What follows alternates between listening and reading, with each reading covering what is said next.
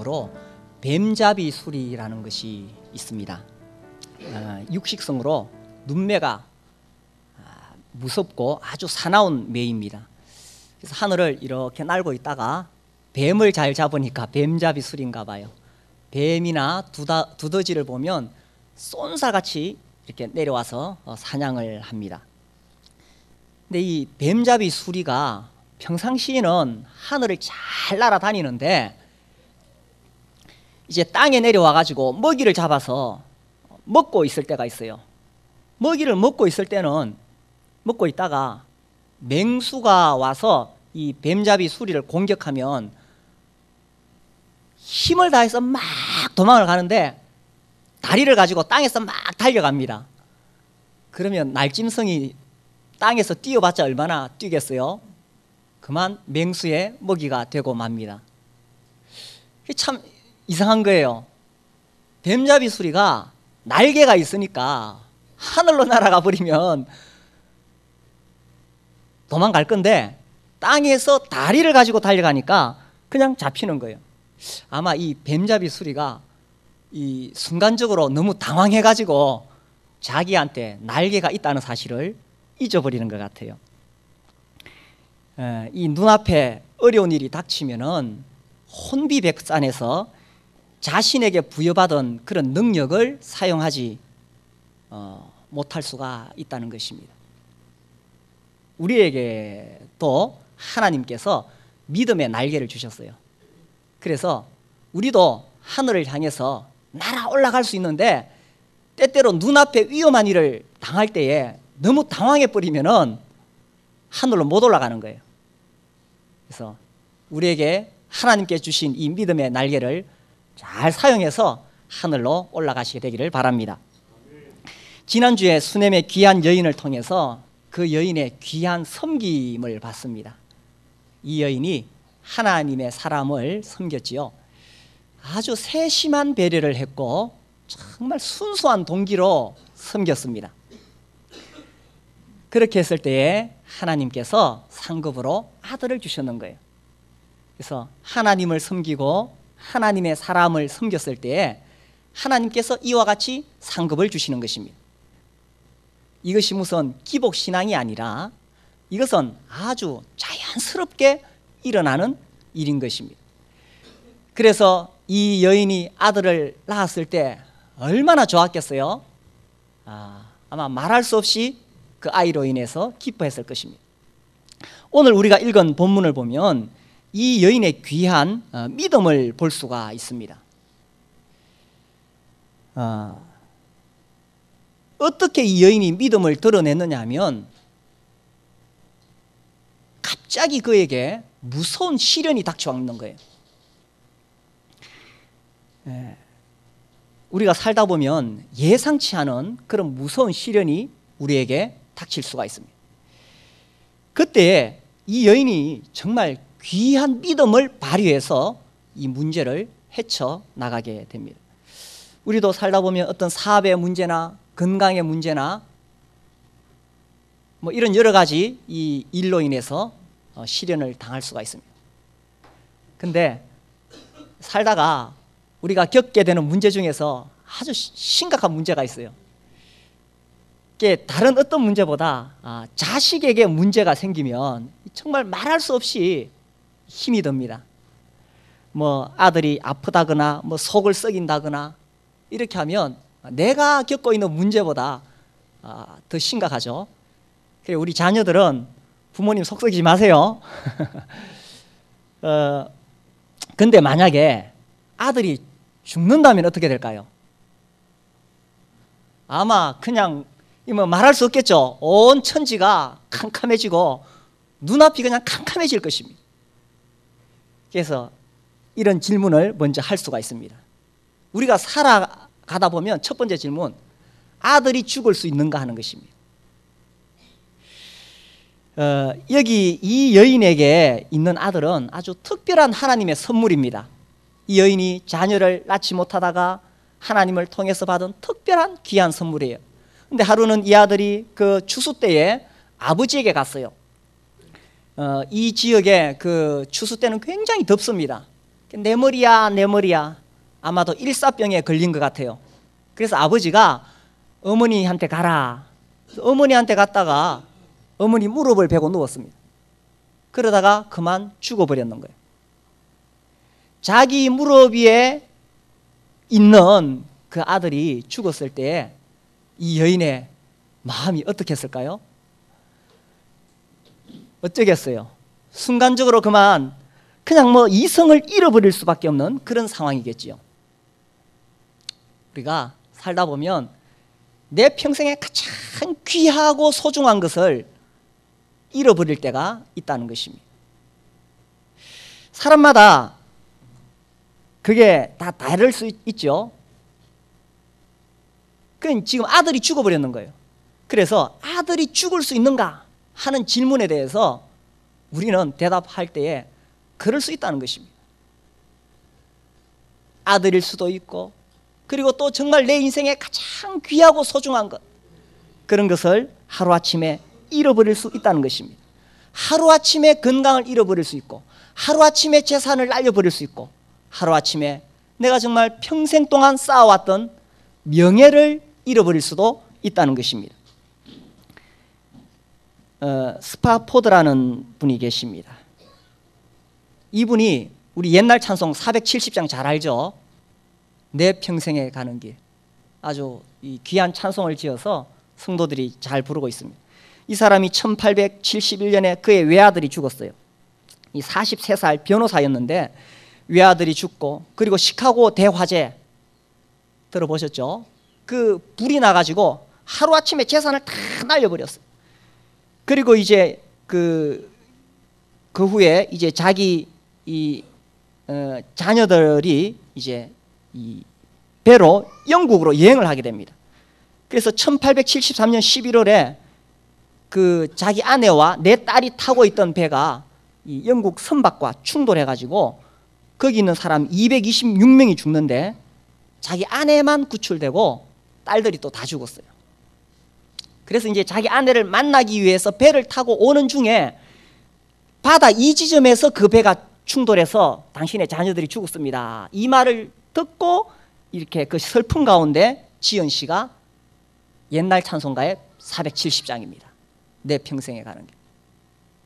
그러니까 하루아침에 재산도 잃어버릴 수 있고, 하루아침에 자녀들도 잃어버릴 수 있고, 이것이 이 인생이라는 거죠. 여기 나오는 이 여인은 뭐 하나님께 무슨 죄를 지은 사람이 아닙니다.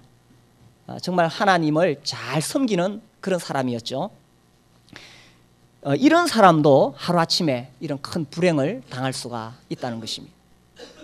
우리가 살아가다가 이와 같이 하루아침에 모든 것을 잃어버릴 수가 있습니다.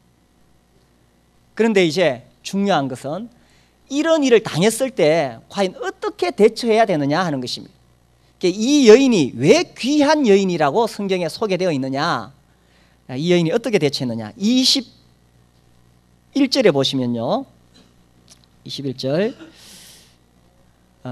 그의 어머니가 올라가서 아들을 하나님의 사람의 침상 위에 두고 문을 닫고 나와 그 남편을 불러 이르되 청하건대 사환 한 명과 나귀 한 마리를 내게로 보내소서. 내가 하나님의 사람에게 달려갔다가 돌아오리이다 하니 그 남편이 이르되 초하루도 아니요 안식일도 아니거늘 그대가 오늘 어찌하여 그에게 나아가고자 하느냐 하는지라. 여인이 이르되 평안을 비나이다 하니라.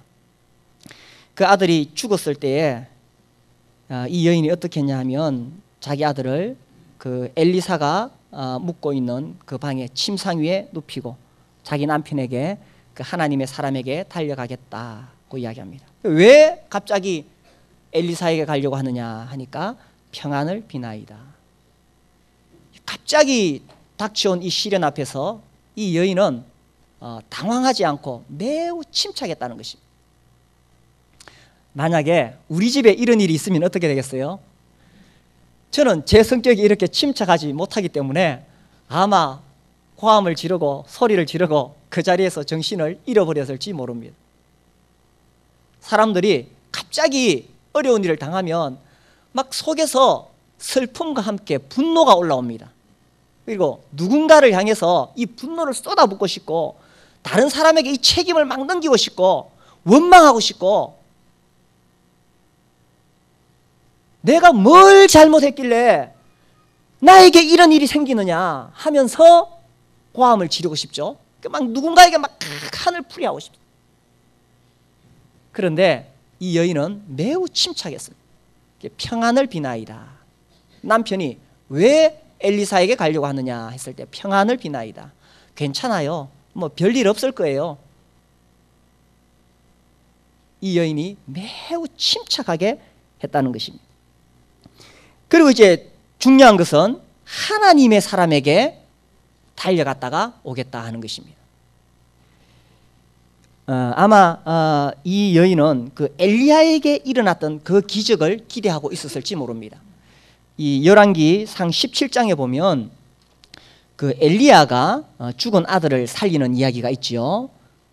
그래서 엘리야가 묵고 있던 그 집에 여인의 아들이 병들어서 숨이 끊어집니다. 그때 그 여인이 엘리야에게 내 아들이 죽었다 하고 원망하니까 엘리야가 그의 아들을 이 17장 19절에 보시면 엘리야가 그에게 그의 아들을 달라 하여 그를 그 여인의 품에서 받아 안고 자기가 거처하는 다락에 올라가서 자기 침상에 누이고 여호와께 부르짖어 이르되 내 하나님 여호와여 이렇게 기도해서 아들을 살립니다. 그 엘리야도 그 죽은 아들을 자기 침상에 누이고 하나님께 기도했어요. 그래서 이 이야기가 이스라엘에 알려졌겠죠.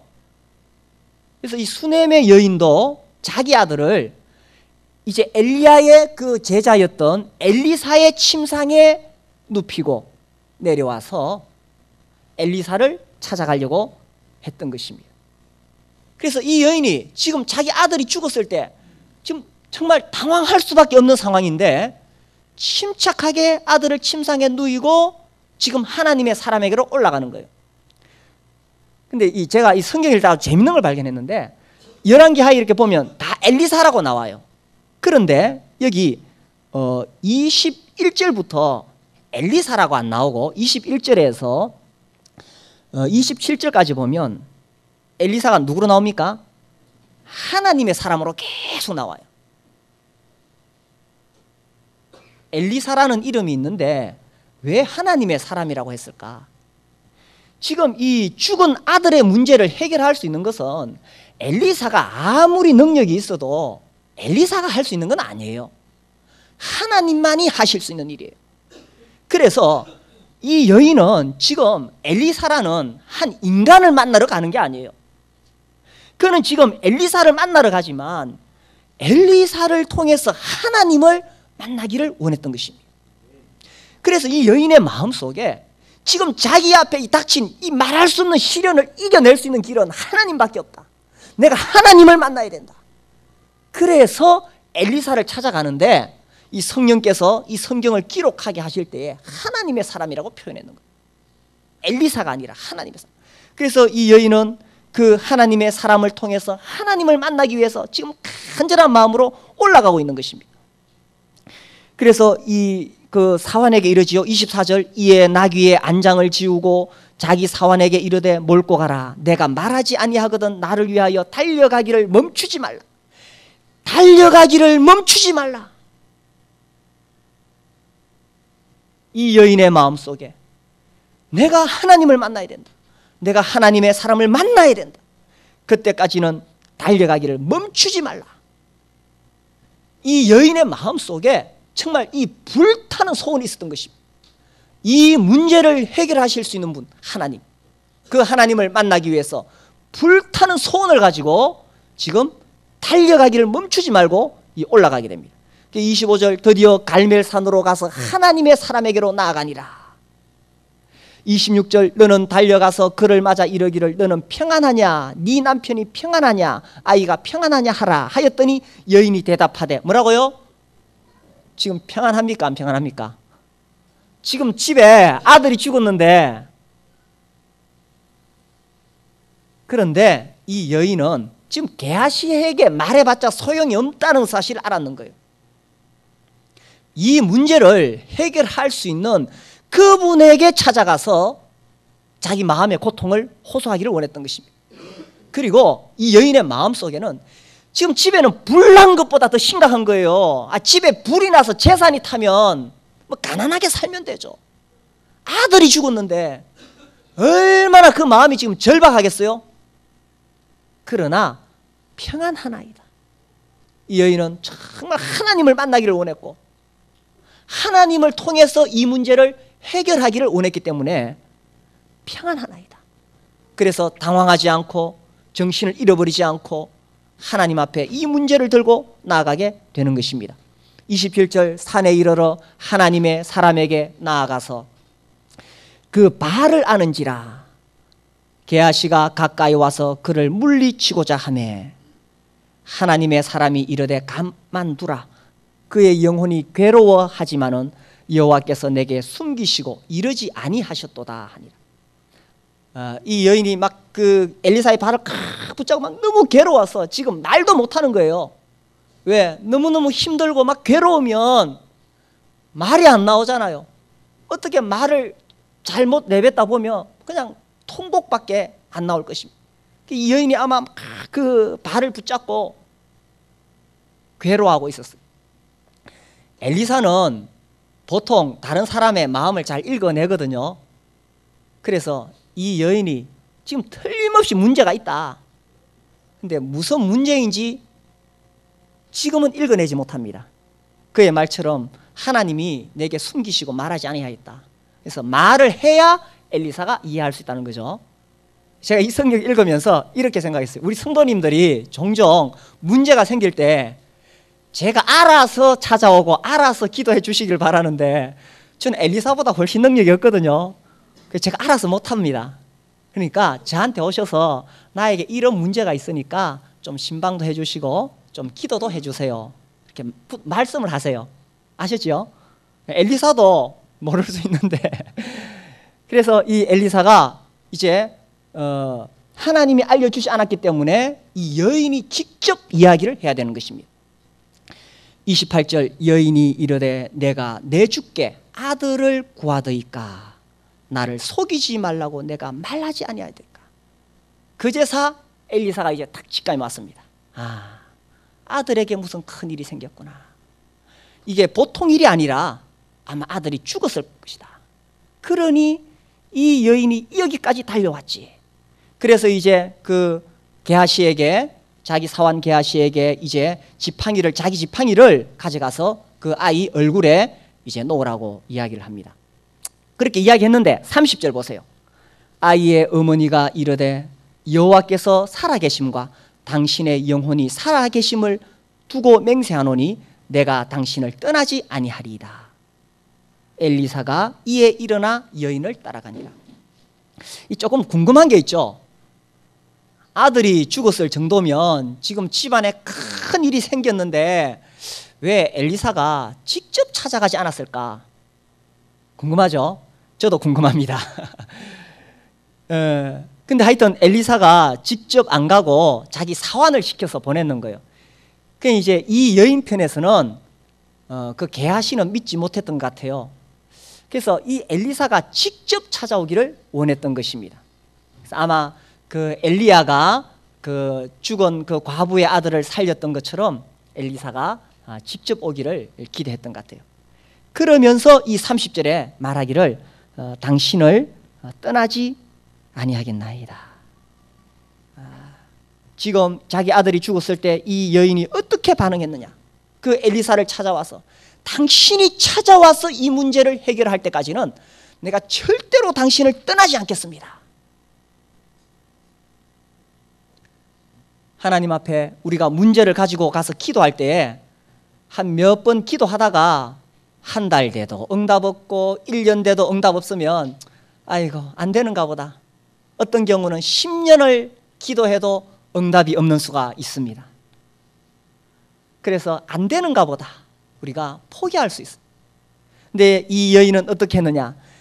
나는 정말 당신이 났을 때까지는 떠나지 않겠습니다 하면서 엘리야의 그 발을 붙잡았던 것입니다.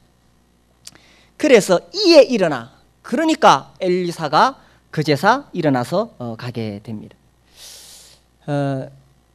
이 열왕기하에서 이 수넴의 여인을 두고 수넴의 귀한 여인이라고 묘사하고 있습니다.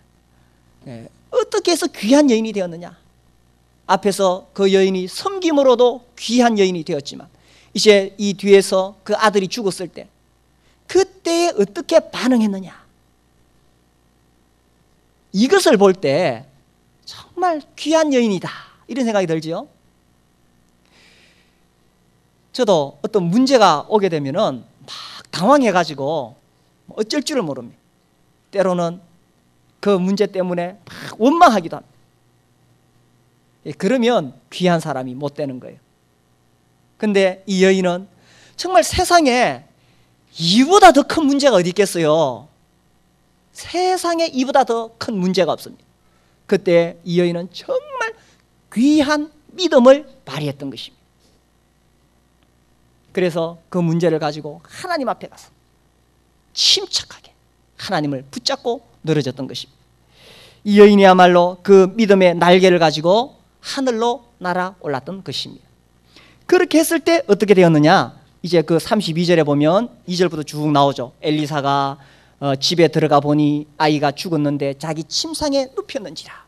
그래서 들어가서는 문을 닫으니 두 사람뿐이라 엘리사가 여호와께 기도하고 이제 엘리사가 본격적으로 기도하기 시작했습니다.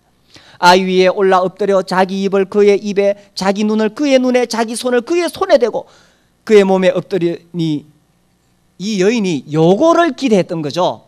왜냐하면 엘리야도 그렇게 했기 때문에. 아이의 살이 차차 따뜻하더라. 엘리사가 내려서 집안에서 한 번 이리저리 다니고 다시 아이 위에 올라 엎드리니 아이가 7번 재채기하고 눈을 뜨는지라. 살아났어요. 엘리사가 게하시를 불러 저 수넴 여인을 불러오라 하니 곧 부름에 여인이 들어가니 엘리사가 이르되 네 아들을 데리고 가라 하니라. 여인이 들어가서 엘리사의 발 앞에 땅에 엎드려 절하고 아들을 안고 나가니라. 우리 하나님께서 엘리사를 통해 그 아들을 살려주셨던 것입니다. 이제 할 수 있는 질문은 이겁니다. 아니 어차피 살릴 아들 하나님 왜 데려가셨느냐? 그렇죠? 아니 아들 살릴 것 같으면 처음부터 그 일사병으로 쓰러지지 말지 왜 하나님 그렇게 했다가 또 뭐 병 주고 약 주느냐? 성경을 읽어보면 이게 바로 귀한 여인을 만들어가는 과정이라는 것입니다. 귀한 여인이 그냥 귀한 여인이 되는 것이 아니에요. 이런 과정을 거쳐서 귀한 여인이 되는 것이고, 우리도 예수 믿고 나서 모든 게 다 만사형통하면 얼마나 좋아요. 그런데 왜 시련이 찾아옵니까? 귀한 사람으로 만들기 위해서인 것입니다. 이게 저절로 되는 거 아니에요. 이거 책상에서 성경 공부한다고 되는 거 아니에요. 우리가 책상에서 성경 공부하고 예배당 와서 설교 말씀 들을 때는 다 믿음이 좋아요. 근데 막상 삶의 현장에 가보면 문제가 생길 때 그 앞에서 퍽퍽 쓰러지는 것입니다. 그 삶의 현장에서 진짜 귀한 사람이 되는 걸 배우는 거예요. 우리 말씀을 보겠습니다. 고린도후서 1장입니다. 1장 고린도후서 1장 9절 10절.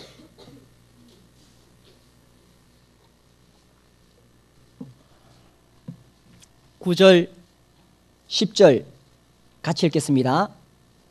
시작.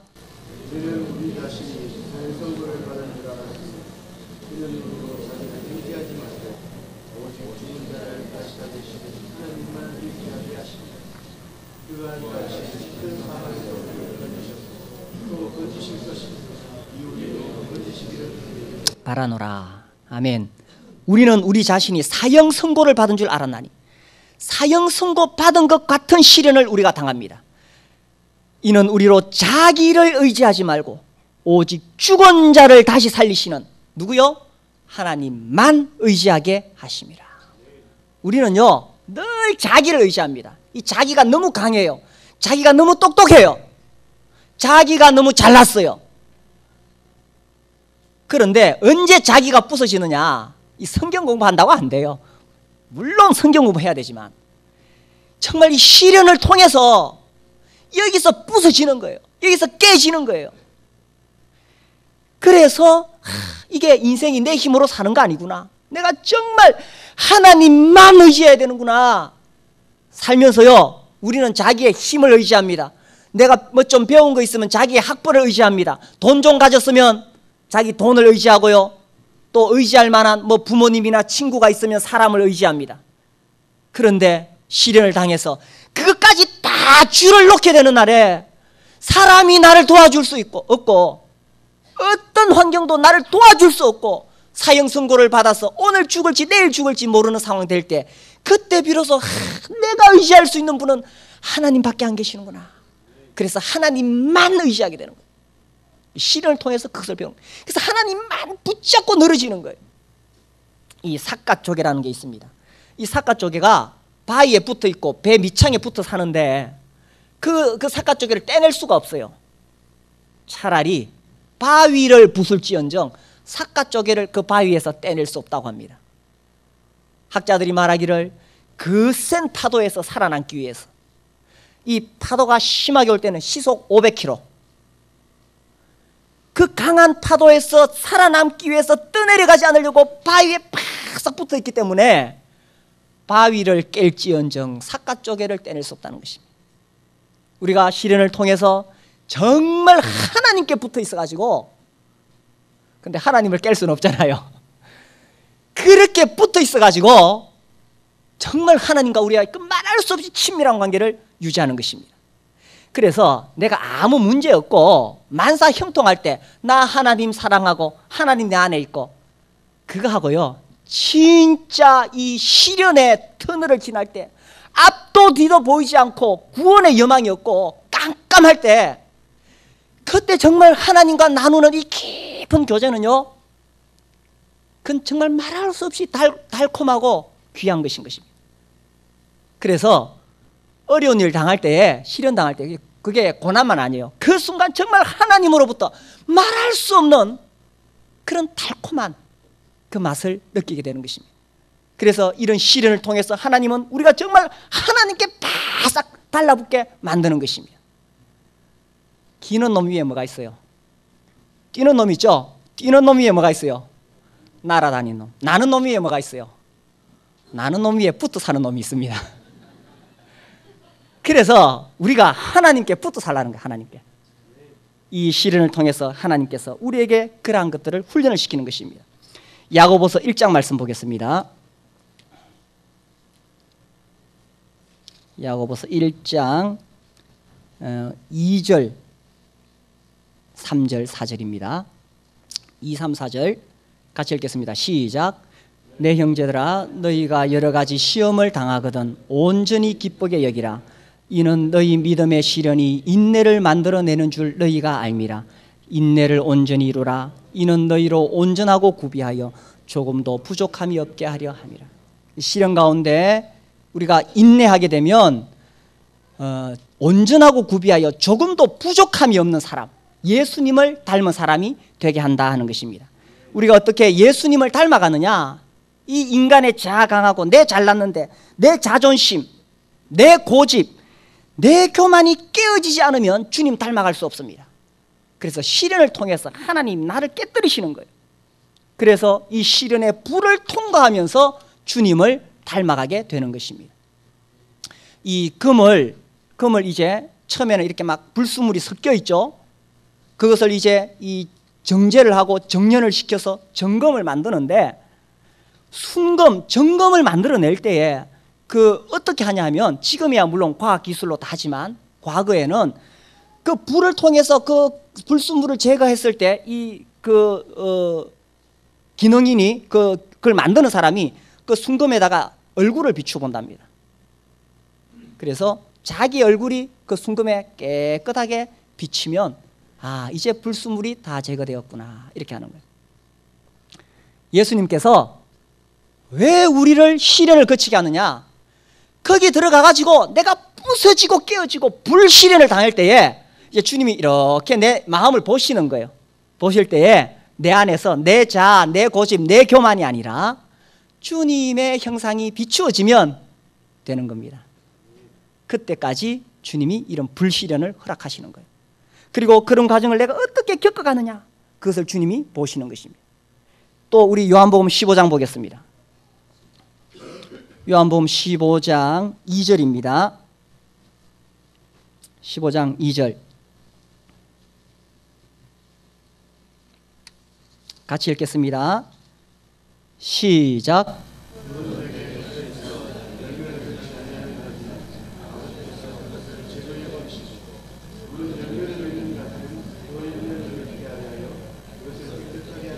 예, 무릇 열매를 맺는 가지는 어떻게 해요? 더 열매를 맺게 하시려. 예, 하나님 원하시는 게 우리가 이 자리에 머물러 있지 않고 더 하나님께 쓰임받는 사람이 되기를 원하시는 것입니다. 그렇게 하시려면 하나님은 깨끗한 사람을 쓰시거든요. 그래서 가지치기를 한다는 것입니다. 가지. 그래서 아픔이 있고 고통이 있는데 그것을 통해서 하나님이 나를 깨끗게 하시고 더 귀한 사람으로 만들어 가시는 거예요.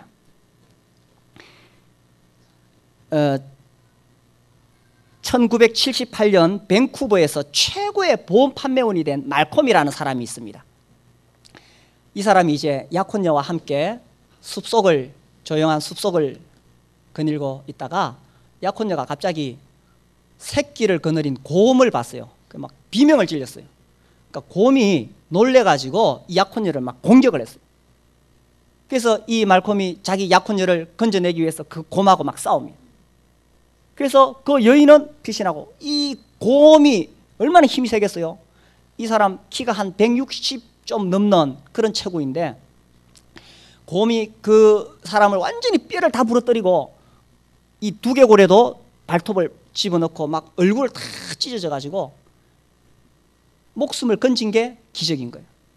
그래서 8년 동안 계속 재활 수술을 몇 차례에 걸쳐 합니다.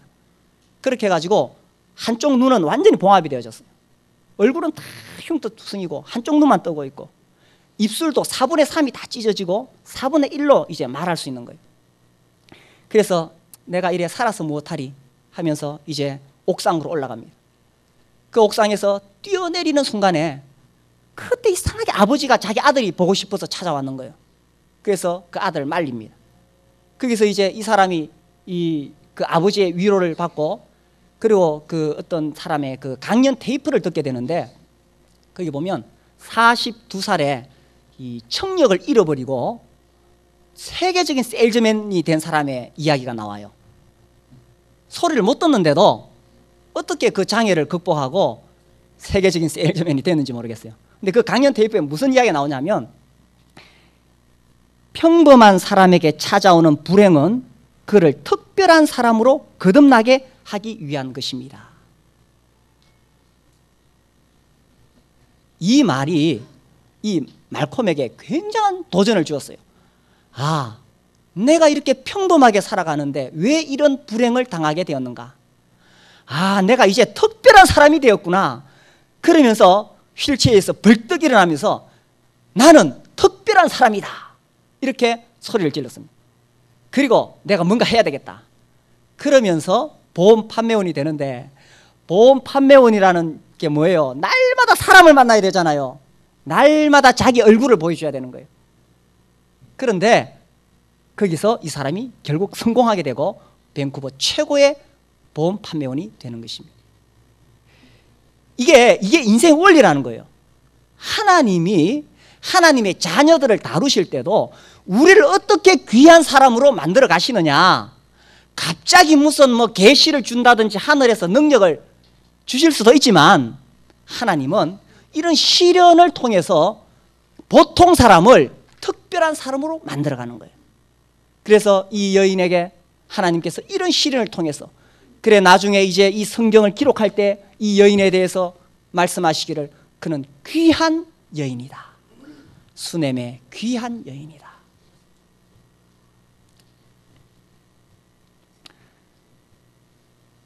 이제 집으로 돌아가면 여러 가지 많은 문제들이 쌓여 있죠. 그 모든 문제들이 다 우리를 귀한 사람으로 만드시려고 하나님께서 허락하신 것입니다.